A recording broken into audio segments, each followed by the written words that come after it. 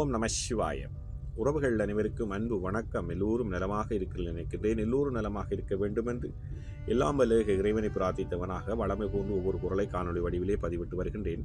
அந்த வகையில் இன்று நாங்கள் காண்க இருக்கின்ற குறள் 1330 குறளிலே 359வது குறளாக அமைய இருக்கின்றது. நல்லொரு குறளாகவும் நல்லொரு உரைகளாகவும் அமைய பெற்றிருக்கின்றது.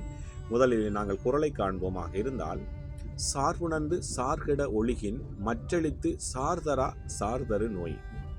சார்புணர்ந்து சார்கெட ஒழுகின் மற்றளித்து சார்தரா சார்தரு நோய் என்பதாக அமைந்திருக்கின்றது. இதற்கான முதலாவது உரையை நாங்கள் பார்ப்போமாக இருந்தால், எல்லா பொருளுக்கும் சார்பான செம்பொருளை உணர்ந்து பற்றுக்கெடுமாறு ஒழுகினால் சார்வதற்குரிய துன்பங்கள் திரும்ப வந்து சேராது.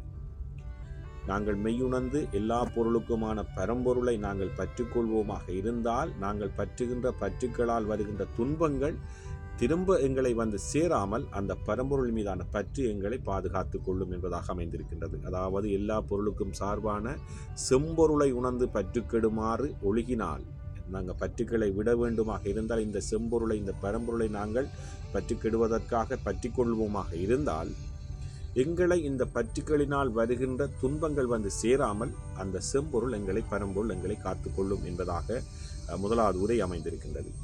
அதே போன்றுதான் சார்புணர்ந்து சார்கெட ஒளியின் மற்றளித்து சார்தரா சார்தரு நோய் என்ற குறளுக்காக கலைஞர் அவர்களும் வித்தியாசமான உரையை தந்திருக்கின்றார்கள். அதை பார்ப்போமாக இருந்தால், துன்பங்கள் நம்மளை சாராமல், அதாவது துன்பங்கள் நம்மளை சாராமல் இருக்க வேண்டுமானால் அத்துன்பங்களுக்கு காரணமானவற்றை உணர்ந்து அவற்றின் மீதுள்ள பற்றை நாங்கள் விலக்கி கொள்ள வேண்டும் என்பதாக அமைந்திருக்கின்றது. உண்மையாக ஒரு பொதுவான ஒரு கருத்தை தந்திருக்கின்றார். எங்களை துன்பங்கள் சேராமல் இருக்க வேண்டுமாக இருந்தால் நாங்கள் இந்த பற்றுக்கொள்ளுகின்ற பற்றுக்களை நாங்கள் துறந்து விடுவோம். எந்த காரணத்தினால் எங்களுக்கு துன்பங்கள் வருகின்றதோ அதன் மீதான பற்றுக்களை, அதன் மீதான எங்கள் ஆசைகளை, அதன் மீதான பேராசைகளை நாங்கள் துறந்து விடுவோமாக இருந்தால், விட்டு விடுவோமாக இருந்தால் எங்களுக்கு அந்த துன்பங்கள் வராது என்பதாகத்தான் கலைஞருடைய உரை அமைந்திருக்கின்றது. அதே போன்றுதான் சார்புணர்ந்து சார்கெட ஒழுகின் மற்றளித்து சார்தரா சார்தரு நோய் என்ற குறளுக்காக சாலமன் பாப்பை அவர்களும் சற்று வித்தியாசமான உரைநடையில் ஒரு உரையை தந்திருக்கின்றார்கள். அதை பார்ப்போமாக இருந்தால், எல்லா பொருளுக்கும் இடமாகிய மெய்ப்பொருளை உணர்ந்து பற்றின்றி வந்தால், அதாவது பற்றின்றி வாழ்ந்தால் பற்றவரும் துன்பங்கள் ஒழுக்க உணவை அழித்து பற்ற மாட்டாது.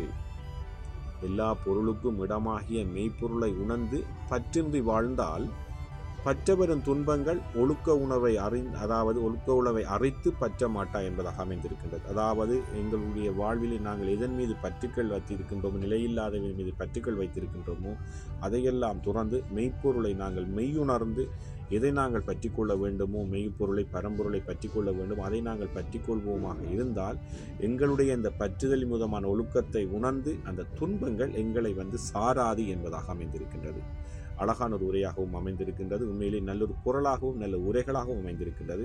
3 உரைகளை நாங்கள் பார்க்கின்ற போது ஒன்றை தான் விளக்குகின்றது. நாங்கள் எதன் மீது பற்றுக்கொள்ள வேண்டுமோ அதன் மீது, அந்த பொருளின் மீது, அந்த மெய்யின் மீது நாங்கள் பற்றுக்கொள்வோமாக இருந்தால், நாங்கள் தேவையில்லாத பற்றுக்களை, நேரில்லாத ஆசைகளை நாங்கள் துறந்து விடுவோமாக இருந்தால் அதனால் வருகின்ற துன்பங்களை நாங்கள் பற்றிக்கொள்கின்ற பரம்பொருள் மீதான பற்றுக்கள், அந்த மெய்யின் மீதான பற்றுக்கள் அந்த துன்பங்களை திரும்ப வந்து எங்களை சாராமல் காப்பாற்றும் என்பதாகத்தான் இன்றைய 3 உரைகளும் அழகாக அமைந்திருக்கின்றது. நல்லொரு குறளாகவும் அமைந்திருக்கிறது. சார்புணர்ந்து சார்கெட ஒழுகின் மற்றளித்து சார்தரா சார்தரு நோய் என்பதாக அமைந்திருக்கின்றது. உண்மையிலே எங்களுடைய வாழ்க்கையிலும் நாங்கள் அனாவசியமானவைகள் மீது பற்றுக்கொள்ளாமல், அதை பற்றியான மெய்யை உணர்ந்து கொள்ளாமல், உண்மையை உணர்ந்து கொள்ளாமல் பற்றுக்கொள்வோமாக இருந்தால் நாங்கள் துன்ப வாழ்க்கையிலே உழன்று விடுவோம். ஆகவே நாங்கள் எல்லாத்தையும் உணர்ந்தவர்களாக பரம்பொருள் மீது நாங்கள் பற்றுக்கொள்வோமாக இருந்தால் எங்களுக்கு அப்படிப்பட்ட துன்பங்கள் வராமல் அந்த பரம்பொருள் எங்களை காப்பாற்றிக் கொள்ளும் என்பதாகத்தான் இன்றைய குறள் அமைந்திருக்கு. நல்ல ஒரு குறளாக அமைந்திருக்கின்றது. எல்லோருக்கும் மாற்றங்களை ஏற்படுத்தும் நினைக்கிறேன். நன்றி, வணக்கம். அடுத்த குறளை சந்திக்கலாம்.